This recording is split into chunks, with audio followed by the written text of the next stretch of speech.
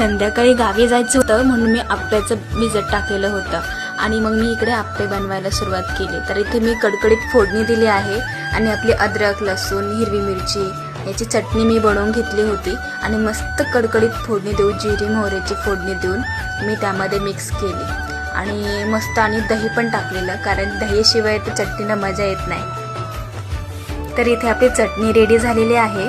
तर त्यानंतर आपण आप्पे बनवायला घेऊया।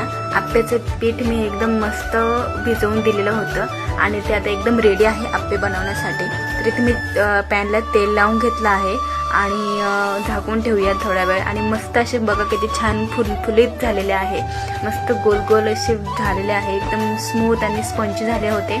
तर मी इथे डबा घेतला होता, तो आपण पॅक करून घेऊया कारण आपल्याला निघायचं होतं गावाला।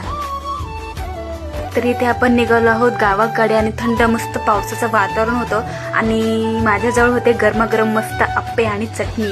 तर इथे आम्ही खायला सुरुवात केली। तर सर्वप्रथम घास मी माझ्या सोबत असणाऱ्या लाईफ पार्टनरला दिले आणि त्यांनी मस्त ते खाण्याचा आनंद घेतला। पण त्यापेक्षाही मोठा आनंद रेडीमेड तोंडात जो घास जातो त्याचा होता, कारण गरमागरम रेडीमेड तोंडात घास जाणे आणि कोणीतरी घालणे आणि रेडीमेड आपण मस्त फक्त चावून खाणे याच्यात मजाच वेगळी।